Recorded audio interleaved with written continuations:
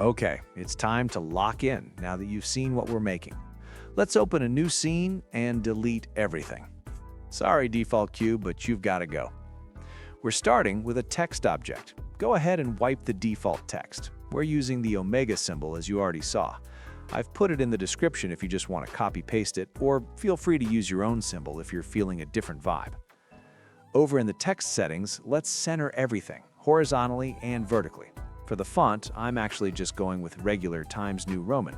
It's a classic for a reason, right? Once that's set, convert the text to a mesh. We need some depth here, so extrude it up by 0.05. Now the geometry is a bit messy. Let's fix that.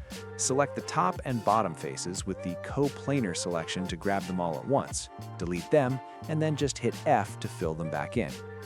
Much better. Jump into the top view.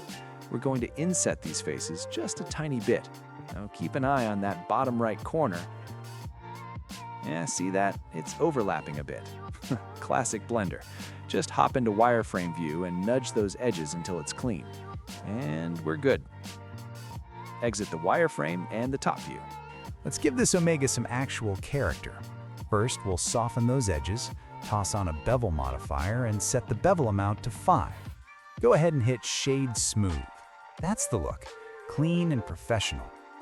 Now let's get this thing standing up. Rotate it 90 degrees on the x-axis, and do not skip this. Apply all transforms with Ctrl-A. If you don't, no guarantees on the end result. Now add an array modifier and drag it right to the top of the stack. Turn off the relative offset and switch on constant offset instead. Set your x to 0 and the y distance to 0.1.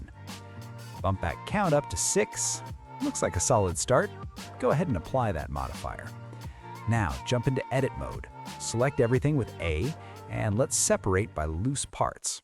There, they're all individual meshes now. I'm going to hide everything except the first mesh, not because they aren't important, but because it just helps keep the screen clean when we animate this thing. Speaking of animation, let's prep that. Hop over to the output properties. We're going for an ultra smooth 60 FPS. For the timeline, let's cap the end frame at 160. Yeah, that ain't many frames, but look, rendering this is actually pretty heavy stuff, so we don't want a long one. Then head back to frame 1, where we should already be by default. Hover over your Z location, make sure it's at 0, and tap I to lock in that first keyframe. Next, jump to frame 25. Set that Z location to 0.1. Head over to frame 60, and let's drop it down to negative 0.03. We want a little bit of that physical overshoot, you know? At frame 100, bring it to 0.01. Then frame 135 and 160 to 0. If you hit play now, it's moving. It's a bit robotic, but we're getting there. Pop open a second window and bring up the graph editor.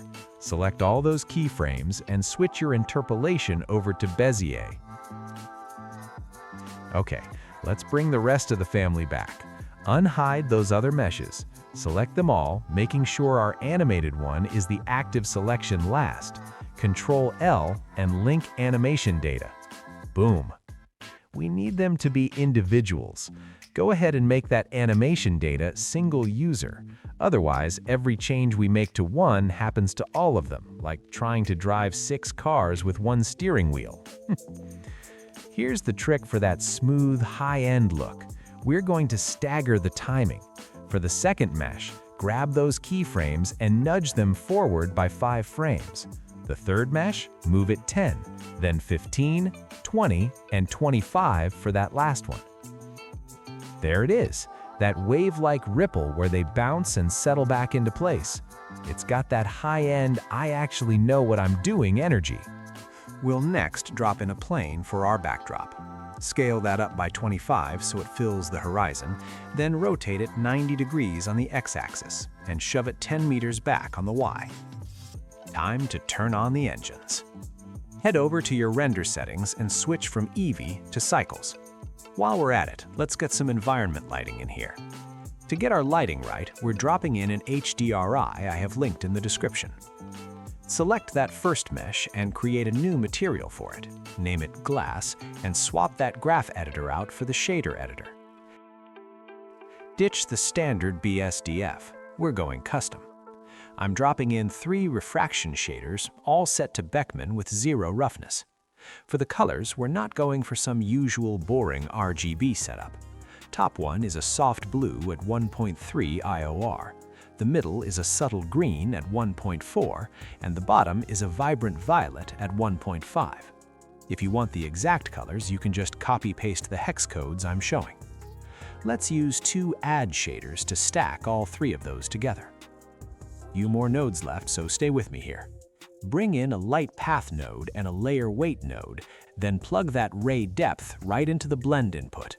Grab a separate glass BSDF, set the roughness to 0.05 and the IOR to 1.55. Keep the color almost pure white, just the tiniest hint of a tint. Finally, bring in a mix shader. Plug our refraction-stacked add shader into the top, the main glass into the bottom, and use the Fresnel output as your factor. Hook that into the material output and hop into rendered view. It doesn't quite look like what we saw at the beginning, but we are close. Now, we're not going to manually recreate that material for every single object, as that would be stupid. Instead, select all your meshes, make sure the one with our glass shader is the active one last, and hit Ctrl-L to link materials. For the backdrop, let's give it some character. Add a new material, drop the color to a deep, moody black, crank the metallic all the way up, and set the roughness to 0.3. Now, if your refractions are looking different from the intro, don't panic. Sometimes the ray depth node gets a little confused with the math. Just quickly disconnect that input and plug it right back in. Don't ask me why we have to do this. We can leave it to Blender Guru or the Blender gods. Call it a bug, call it a quirk, but it works. Time to clean up the noise. In the render settings, we're disabling the noise threshold and capping our samples at 128. Make sure your denoising is set to GPU to save some time. To really get that light bouncing through all those layers of glass, let's go into light paths and crank both total and glossy bounces to 100. Is it overkill? Maybe. Does it look gorgeous? Absolutely. Let's bring in the camera. Snap it to your current view, and if you want to match my framing exactly, you can check the location and rotation values on the screen now. Let's tighten it up with an 80mm focal length. We can finally minimize that second window. Look at that rendered view. That's the money shot. Let's refine that backdrop. Pure black can be a bit of a void, so let's lift it just a touch so we can actually see that metallic sheen. Now we need some punch in the lighting. Drop in an area light, set the shape to disk and scale it up by 2. Give it a strength of 100 and add a track 2 constraint with the target set to our first mesh. Now you can drag that light anywhere and it'll stay glued to the target. Hop out of the camera view for a second to see what you're doing. Duplicate that light 3 times and scatter them around the top of the frame. Just try not to point them directly at the backdrop as we don't want a washed out background. Pop back into the camera view and yeah, some improvement, definitely. To really pull those hidden colors out of the glass, head over to the render properties and flip the look to high contrast. This is literally giving the scene a major glow up. Make sure you turn on persistent data so your re-renders don't take a century. Set your output path, and we are officially at the finish line. It's all done. Nothing left to do but smash that render button. No, not the subscribe button, unless you want to, of course. I'll see you in the next one.